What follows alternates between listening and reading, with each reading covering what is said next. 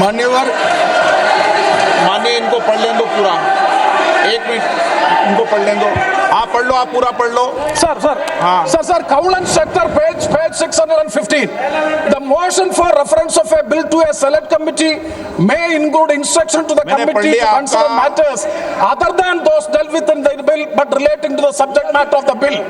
Instruction to the committee for amendments of such sections of the Parent Act as are not covered by the amending bill, whenever given, are to be specific and clear, unquote. Okay. That means unless and until the House specifically directed to go into this, they have no right to make new provisions in the bill. It is beyond the powers of the joint parliamentary committee they have acted, for Okay. which I am seeking a ruling. आप बात खत्म करें। माननीय गृह मंत्री जी, आप बैठिए, आप बैठिए। ऐसे नहीं चलेगा माननीय सदस्य, मैंने सबको मौका दिया, प्लीज बैठिए आप। नो, बैठिए। माननीय गृह मंत्री जी बोलेंगे।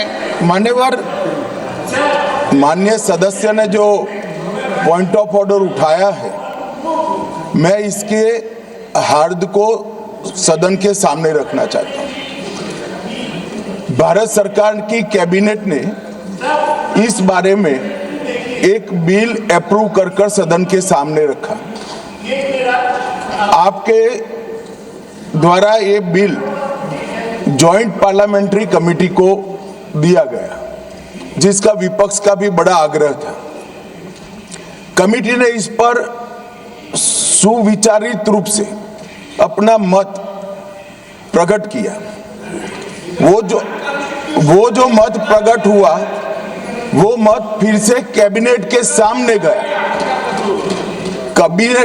कमेटी के जो सुझाव थे, ये भारत सरकार की कैबिनेट ने स्वीकार किए और अमेंडमेंट के रूप में किरण रिजिजू जी लेकर आए।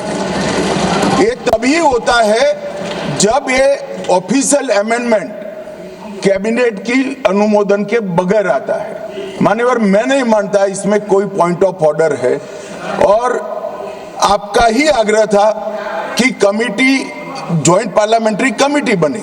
अगर कमेटी ने कोई बदलाव ही नहीं करने हैं तो ये कांग्रेस जैसी कमेटियां नहीं, हमारी लोकतांत्रिक कमेटी है मान्यवर, जो दिमाग चलाती है।